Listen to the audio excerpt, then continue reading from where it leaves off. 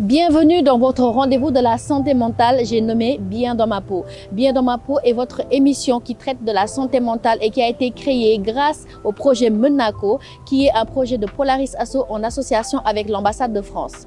Le cyberharcèlement, on en parle, c'est un fait d'actualité et nous le vivons chaque jour au quotidien. C'est pour ça que aujourd'hui nous allons en parler. Vous qui nous regardez, vous avez été cyberharcelés, vous connaissez des cyberharceleurs ou en tout cas dans votre entourage, il y a eu des personnes qui en ont souffert.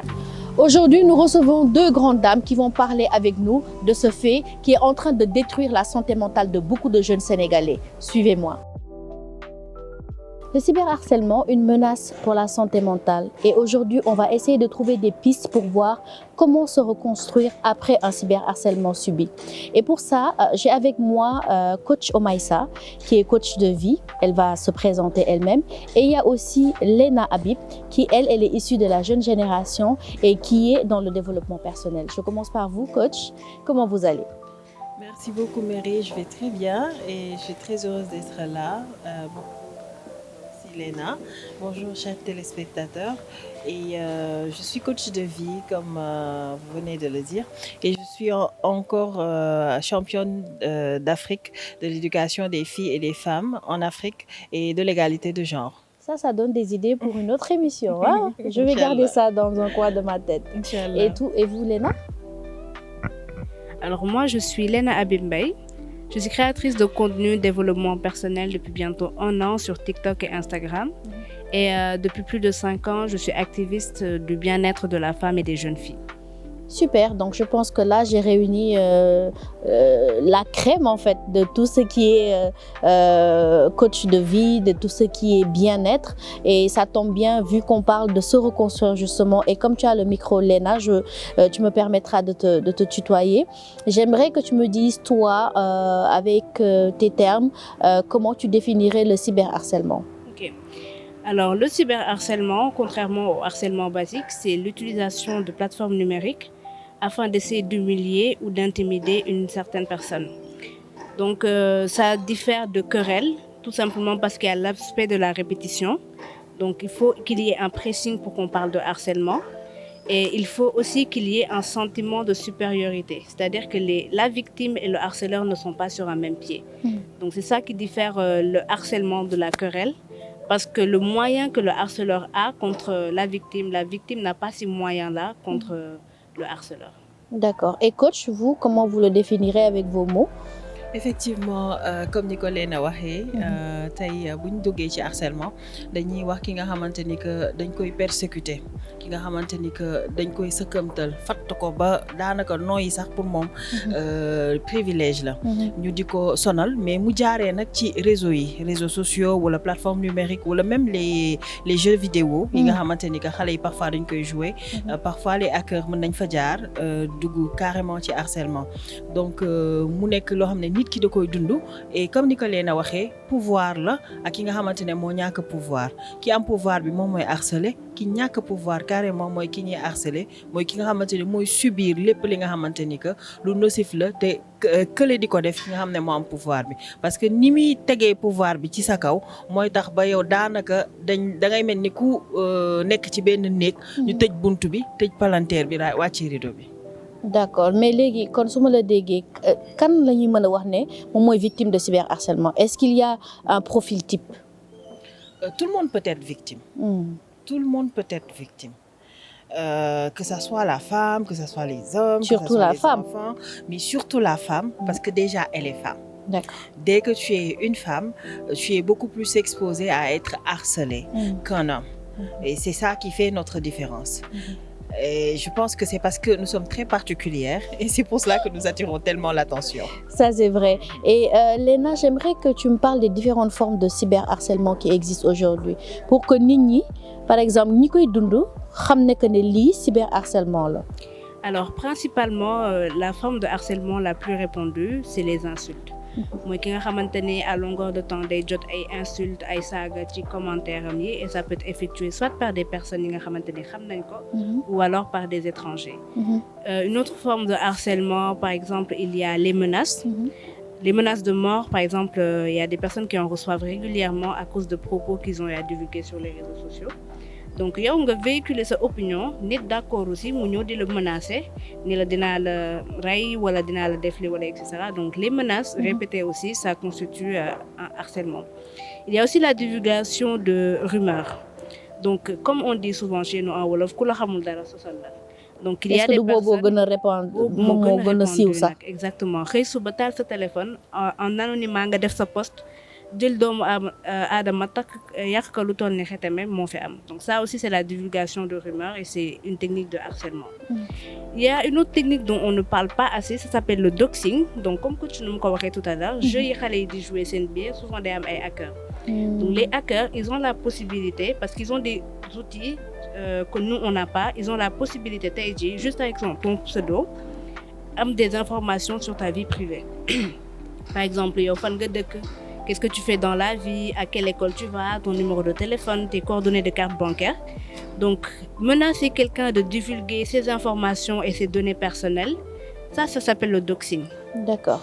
Am na aussi la divulgation de la vie privée. Comme les sextapes dont on parle souvent, le fait que nga récupérer des vidéos intimes de quelqu'un, soit nga menacer ko de poster la vidéo ou alors juste le fait de poster la vidéo sans son consentement. Donc ça c'est toutes les formes de menaces sur internet, toutes les formes de harcèlement sur internet qui sont les plus répandues à notre siècle. D'accord. Coach, tey comment on peut reconnaître une personne qui est victime de cyberharcèlement? En fait, yan signe nañ ko mën a xàmmewee. Déjà ki nga xamante ne victime la li ci njëkk surtout comme que numérique bi moo ko yóbbee da koy daw. Donc dafay am tendance soit mu tëj ay compte am sur si support yëpp wala mu bañ leen tëj mu bàyyi leen noonu mais dootu ko utiliser. Mais aussi mën nañu seetlu ci nit kooku ba tey muy mu nekk koo xam ne day isolé wu par rapport ak communauté bi ko wër. Parce que tu sais harcèlement day dem ba psychologiquement da lay perturber modifier sa psychologie ba yow da ngay jàpp ne même tey coach mi toog nii bët bi may xoolee est-ce que du rumeur bële wala dafa am écho ci lii xew moo tax mu may xoolee boobu. Donc paranoïa boobu nag mooy dem ba da ngay sax écarté wu par rapport ak communauté bi. Donc ni ngay isolé woo du rek ci réseau bi mën na nekk ci réseau bi légèrement communauté bi mais parfois day nekk ci réseau bi ak ci communauté bi. En même temps da ngay gis koo xamante ne dafay anxieuse. day nekk koo xamante ne ci angoisse lay dëkk day nekk koo xamante ne toujours day ragal parce que ki lay harceler peur lay susciter ci yow mooy pouvoir bi ma doon wax sànq ni moom la bëgg a exercer ci sa kaw léegi nag peur boobu muy utiliser yow moom ngay ressentir constamment dans chaque situation yaa ngi ragal bu fekkee ne ki lay harceler dafa nekk dafa bëgg dafa lay manipuler pour bëgg na ne la damay divulguer sa ay vidéo wala sa ay photo wala ay loo xamante ne daal dina la compromettre yow chaque instant ci fi nga toog yaa ngi naan est-ce que loolu duggul est-ce que publier wuñu ko est-ce que nit ñi yëguñu ko donc yow mënatoo am fit bu toog donc le plus souvent après day répercuté wu ci seen quotidien après mu répercuté wu ci seen alimentation ba ci seen liggéey wala seen jàng école donc par étape la et aussi nit ku nekk ak capacité bi nga xamante ne am nga ko pour mën a nañu dékku li nga xam ne moom mooy ñëw ak ni nga koy utiliser parce que am na koo xamante ne tey buñ ko harceler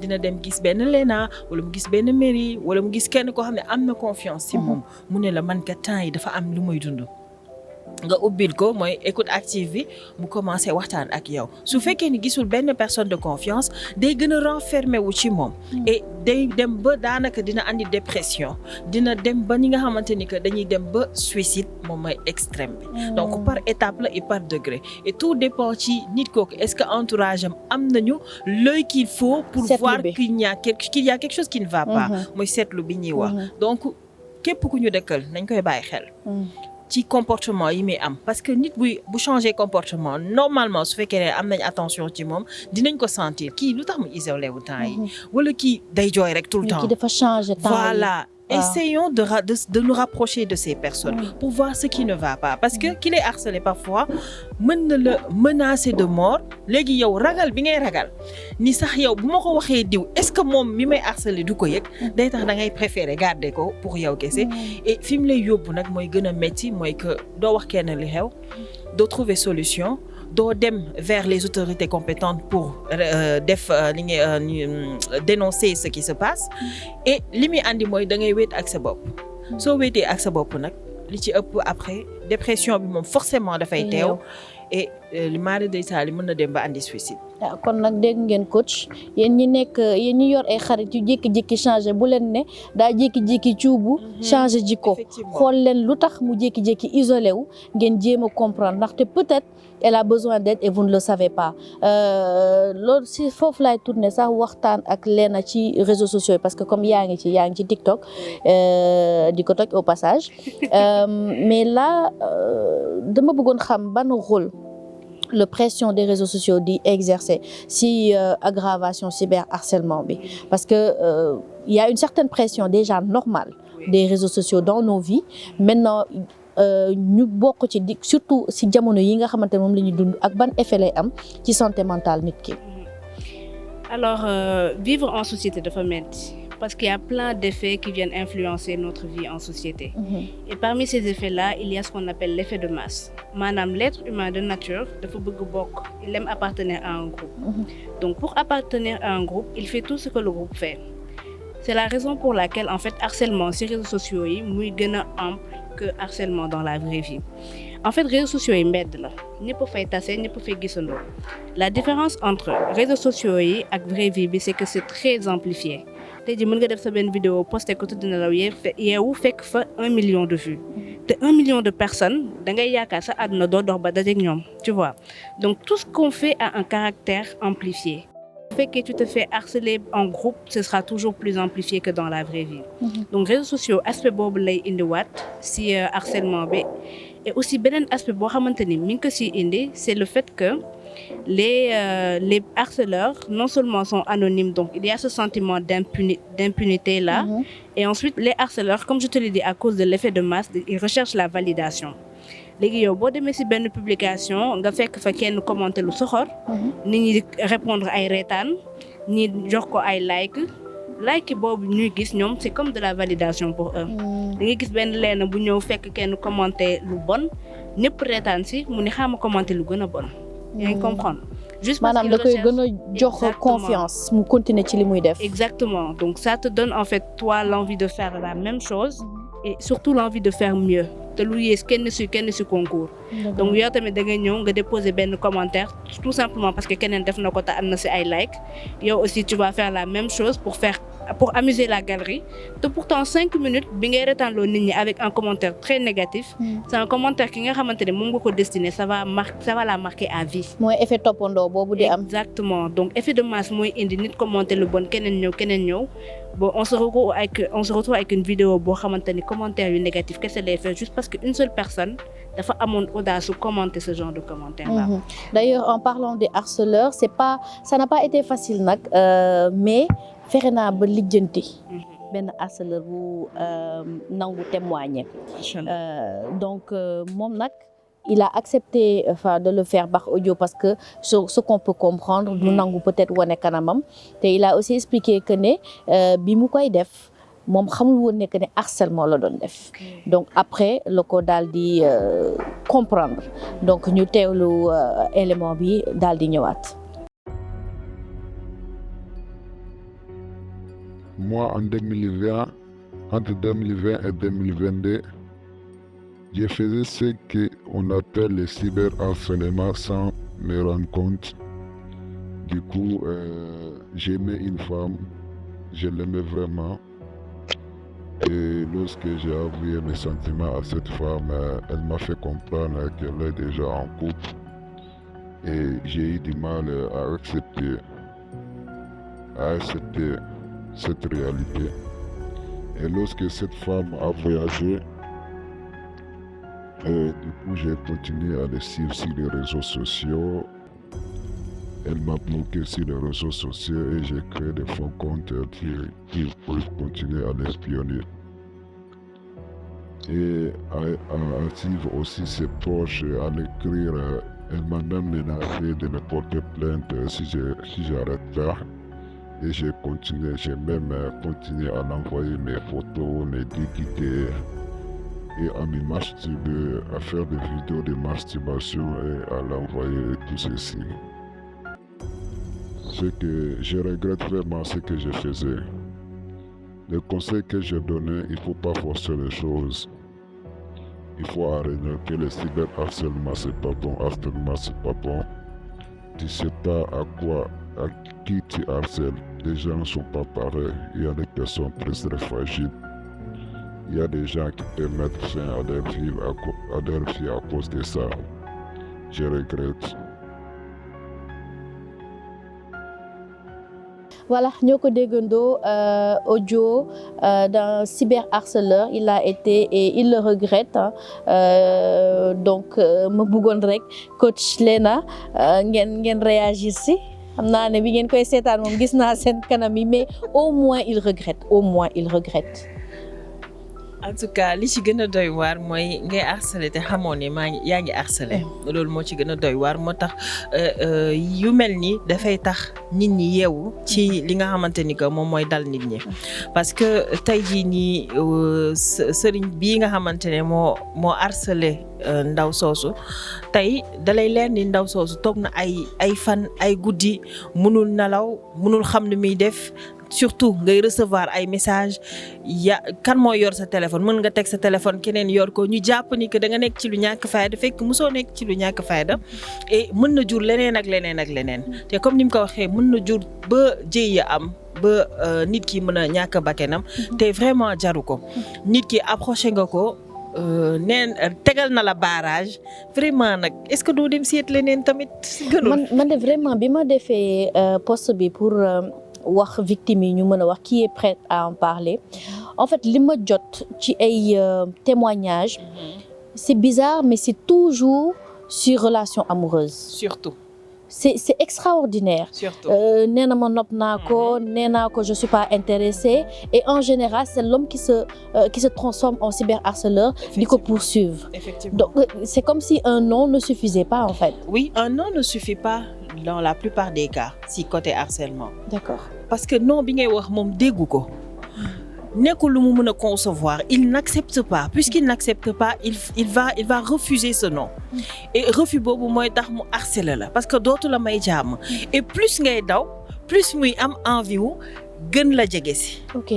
Donc c'est un sentiment boo xam ne c'est très particulier boo xamante ni que l'harceleur lui-même au moment des faits il y prend du plaisir à pousser la personne à bout.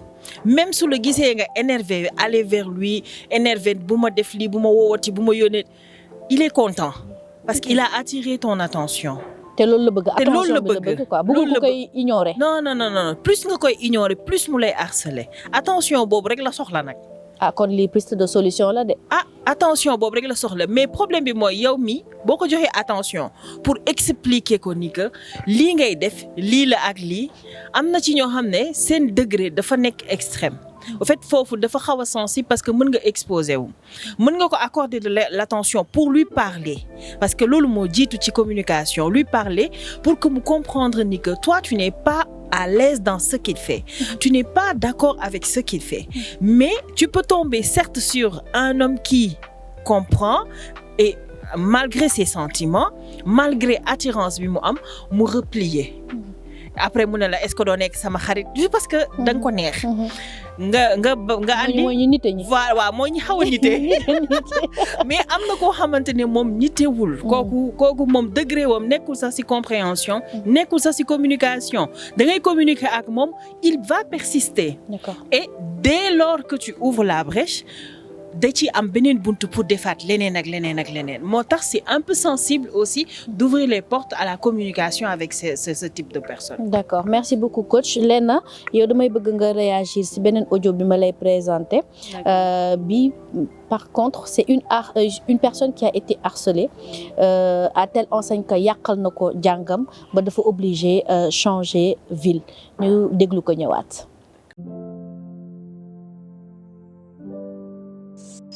En fait man nag étudiant la à Dakar mais maa ngi dëkk Kaolack et en 2023 dama rencontré benn waay sur Facebook ñu nekkoon di waxtaan daal ba nekk en relation à distance période vacances la woon léegi biñ nekkee relation à distance ñuy waxtaan et tout mais bi suñu première rencontre il m'a invité ma dem ci invitation bi léegi nag bi ma demee nag ci laa xam ne que le gars n'était pas quelqu'un bi ma doon woon à distance nekkul woon ki ma yaakaaroon il n'était pas quelqu'un de bien te man aussi demoon naa bés ñemetuma ko après nag bi ma jógee ci rencontre boobu ci la coupé tout contact avec lui moom nag loolu metti ko fekk jotoon naa ko présenter sama benn meilleur ami léegi nag ci la commencé di ma harceler di monter des photos de toutes pièces di ma ko envoyé numéro bu ma bloqué mu utaat beneen numéro di ma ci envoyé naan ma dooma bàyyee noonu man xam nga li la dugal ci man génnewu la si après si la def noonu ba envoyé ko sama meilleur ami daal di koy wax carrément ne ko kii man ak moom petit ba grand ñoo jàngandoo ba nu ñu amee ba kii mënoo ko yàq si man après nag si laa expliqué lépp sama xarit bi si la ni ma nañ ko dem porter plainte léegi nag man nag vu que dama ragaloon di yéeg ak wàcc sama parents yi di ko yëg et tout ça te boobu maa ngi ci étude yi ma ne woon naa ko bàyyi noonu mu sedd mais moom nag taxul woon mu bàyyi ma benn à chaque fois mi ngi doon créer des faux comptes sur Facebook di si def samay photo di ajouter samay amis di publier des contenus pornographiques léegi nag si noonu la continuer ba ajouter sama frère sama propre frère envoyé ko photo yi daal di koy wax ne ko sa sœur bi lii la nekk si Dakar ba sama frère noonu la continuer ba sama vie ak moom yàqu si mu wax ma si wax yu blessant yu ma metti ba léegi man ak ba nii man ak moom duñu wax. voilà ñoo ko déggandoo kii nag moom cyberharcèlement bi nga xamante ne elle a été victime de ça dafa dem ba yàq digganteem ak ki nga xamante ne mooy mbokkam bi ko doon jàppale fii fi mu nekkoon di jàng ba instant bi dafa changé waat ville daal di delluwaat ma bëggoon aussi sa réaction par rapport ak lii. alors Merry en fait tu sais erreur bi ñuy faral di def ak harceleurs yi c'est que dañuy yaakaar ne nit njaay la ñuy waxal. alors que la plupart d'entre eux dañuy wax rek mais wéruñu. problème bi ñu am Sénégal mooy on ne fait pas la différence entre problème psychiatrique et les êtres normaux. Sénégalais il a très peu de connaissances en problème psychiatrique. La preuve c'est que ñun on a un seul mot pour qualifier les problèmes psychiatriques c'est dof. D'accord. léegi ki nga xamante ni y a pas de juste milieu soit da nga wér soit da nga dof xamuñu pervers narcissique xamuñu ki nga xamante ni il est sadique xamuñu ki nga xamante ni il a je ne sais pas. un psychopathe un sociopathe. Sénégalais xamul loolu lépp dof kese la xam. léegi du moment que yoroo kayitu dof pour ñoom ay nit ñaay la ñuy waxal. donc le fait de dire que xaar ma bañ a wax ma noppi la situation va se tasser xëy na su ma noppee au final dina ma may jàmm ça marche avec les personnes normalement constituées mais ñi nga xamante ni wéruñu et le problème avec ces gens là c'est que dañuy mën a cuubu. au début tu ne vois pas leur vraie nature. avant nag ngay découvrir seen vraie nature fekk tu es déjà à l'intérieur. mais à sa décharge par exemple moom ça s'est passé en ligne. donc xamul et je sais que beaucoup de rencontres se font comme ça en ligne donc ça aussi il faut ngeen daal di si wax. oui donc ça c'est le problème des réseaux sociaux yi nit lu mu la bëgg woon rek la lay wan. si j'ai envie de poster que des vidéos et des photos de moi au restaurant nit ñi dañ naan elle est là elle part tout le temps au restaurant et cetera dafa yor alors que li ma leen bëgg woon rek laa leen di woon c'est pareil pour les réseaux nit doo ko xam tant que gisoo ko pour dans la vraie vie te moom loolu moo ko dal il fallait qu'elle le rencontre pour savoir quel genre de psychopathe ils étaient. Son erreur, en fait, il était du moins. Son erreur, ça a été de laisser la situation se tasser. Tu vois, en fait, les victimes, ils pensent tellement aux représailles parce que menace de fort. Mais tu n'es pas obligé de croire aux menaces. Si tu par exemple, si tu fais dina la ray, si tu gis police dina la ray, wala ça va être pire pour toi. Rends-toi quand même justice. Des fois, ñak wax mo lay yobé lu nek. Maintenant, un problème, si on avait parlé plutôt à quelqu'un de confiance ou même à son frère, tu dis ko xamantene araftu nga ko waa ji bu ñëwoon di ko yàq ci ginnaawam loolu yëpp du ci am. mais réaction famille tamit il faut que ñu wax ci. réaction famille mais aussi il faut savoir que réaction boobu mooy gën a sedd que cette histoire là si ça avance. tu vois parce que les harceleurs en fait dañuy am fit liñ lay wax sañ nañu def lu ko raw donc yow tu dois savoir affronter ta famille plutôt que d'affronter leurs menaces à eux. d'accord mooy gën a sedd ci yow dans tous les cas. ok léegi coach yow tey ñaar kii ñu dégg ni soxna si ñu dégg moom ak ay moromam yi nga xamante ne elles sont victimes de cyberharcèlement tey lan nga leen mën a wax des mesures à prendre les premières mesures à prendre dès qu'on est victime de cyberharcèlement.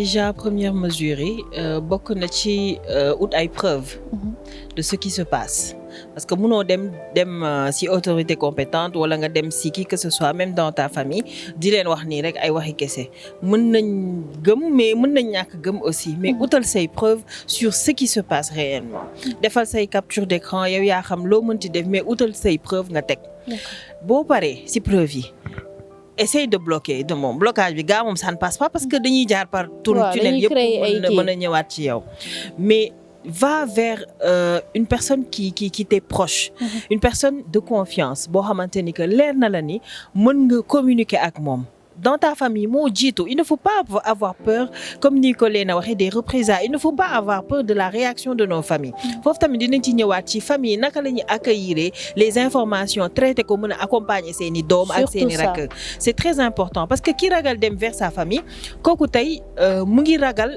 niñ koy xoolee wala lañ koy wax wala beddi biñ koy beddi loolu rek mooy tax mu am blocage mais il faut nga dem vers ta famille parce que même boo demee à la police tôt ou tard sa famille dinañ ko yëg donc va vers ta famille au moins am na kenn ci famille bi koo xamante ne yow leen na ni kii dina ma déglu soo demee vers cette personne nga waxtaan ak moom sur la situation boo leen pare non il faudrait aller dénoncer la personne l'harceleur aux autorités compétentes parce que mooy gën a gaaw que nga toog di xaar muy def ay actions yu nocif comme ni ko Léna waxee dañoo am déséquilibre mental nag ku ko am kooku du xool ndax li may def dina yomb dina neex nu ko seetul sedd moom naka lay def ba action am doole ci nit ki mu koy def loolu lay wër balaa ngay nag subir loolu il faudrait vraiment se rapprocher des autorités compétentes koñ ba nga dëkk gox ba nga dëkk am na police wala gendarmerie demal nga yóbbu preuve yi ci li xew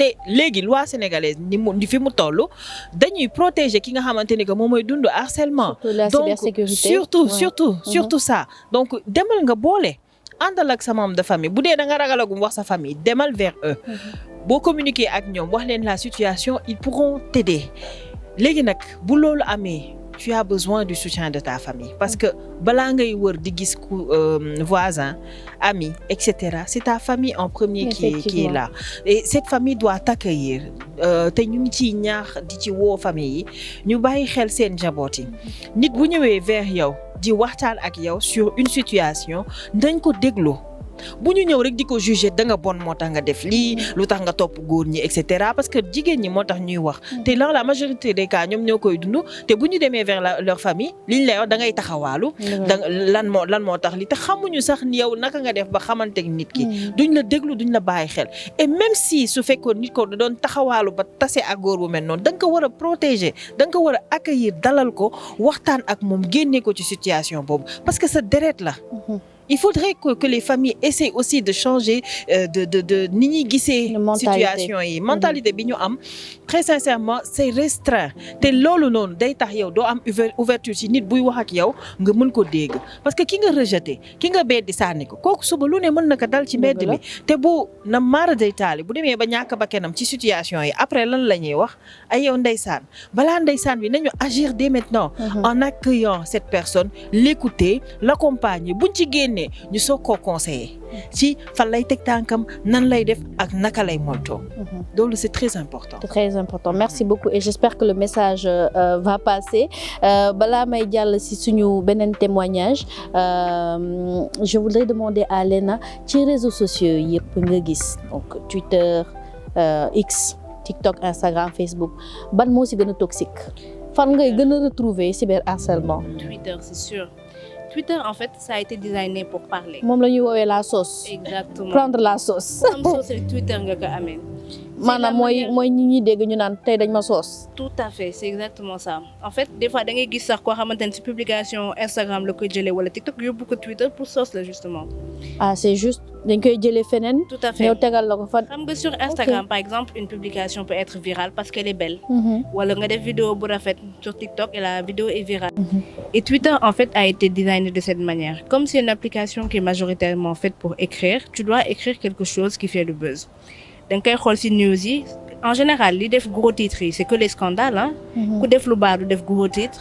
koo xamante ne da nga def lu rafet du def gros titres. Donc il faut que ce soit scandaleux pour que ça fasse les gros titres. Et Twitter ça fonctionne exactement de la même manière. Donc la raison pour laquelle c'est aussi toxique c'est que lu bon lañ fay waxtaanee te aussi képp koo xamante ne yaa ngi wax tu cherches à avoir le maximum de retweets, le maximum de likes. Donc fu nga xamante ne nit ñi dañuy soxoree ñeneen ñi di lay encourager moom Twitter la fekk baax. Mais est-ce que TikTok nekkul di ko détrôner? Parce que récemment j'ai entendu dire que TikTok devient toxique. Ba am na sax par exemple Albanie ñoom dañoo tere carrément TikTok foofu parce que y a eu benn xale bu gaañu bu décédé parce que ay saagante la commencé ci TikTok ñu jóge ko nekk école di xeex ba kenn ki rey moroomam. La raison pour laquelle TikTok est aussi toxique, en fait, c'est pour des raisons différentes de Twitter. TikTok, en fait, comment c'est constitué? L'algorithme est constitué, le contenu est viral. D'accord. La majorité des personnes sur TikTok ne sont pas des créateurs.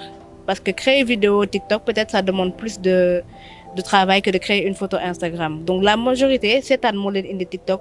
Et donc, anonymat, bobu ñuy am daf leen di may fit. Ce qu'on appelle dans notre jargon bandit clavier. Koo xamante ne foofu rek la mën a amee cadre parce que kenn xamu ko fa. Donc ce contenu day viral ñi nga xamante ne en temps normal bokkoo leen sax lieu wala niche dañuy jot ci sa contenu. Et c'est l'occasion pour eux de déverser leur haine en tout anonymat. Donc loolu moo am TikTok, contrairement à Instagram qui est un peu plus privé. En général, c'est soit tes proches qui voient tes publications, voilà, dans un cadre plus large, des personnes qui te suivent déjà ou qui sont intéressées par ta niche.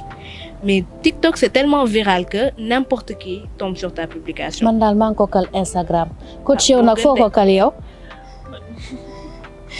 man maa ngi Facebook ak tuuti Instagram ak LinkedIn. waaw yow moom ci laa Facebook ak LinkedIn bokk nga ci ren LinkedIn yow nag yow moom jarul ñu laaj TikTok. waaye léeg-léeg nga sànni ñu 2-3 photos yu rafet ci Instagram bi. waaw de temps en temps tamit. léegi nag avant d'entamer la dernière partie de notre émission mooy la reconstruction dama leen di indi benn témoignage boo xamante ne dafa tooyal sama xol parce que moom c'est une victime mais elle est toujours victime. ba léegi mi ngi dund boobu cyberharcèlement te lu tax sujet bi touché ma bu baax c'est que elle a accepté de témoigner à visage découvert parce que nee na il faut que la peur change de camp. Donc on va à la découverte de Penda.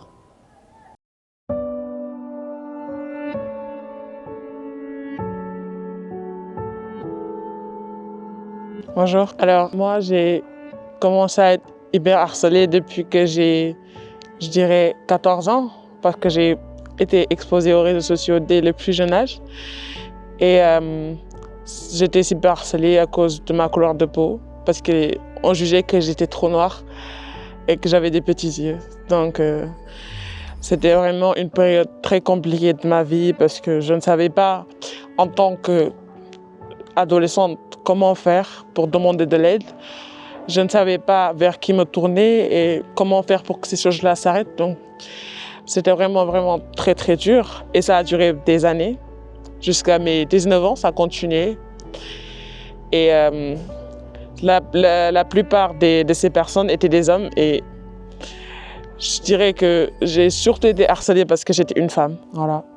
Merci beaucoup. Ce fut une émission enrichissante et très riche et surtout remplie d'émotions au vu des témoignages qu'on a eu à écouter. Moo xam bu harceleur bi moo xam bu harcelé yi ak témoignage bi nga xamante ne moom la Penda daal di def.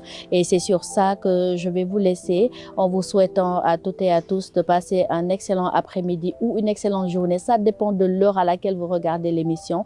Bien dans ma peau qui est là pour prendre soin de votre santé mentale. Ne l'oubliez pas et continuez de nous suivre.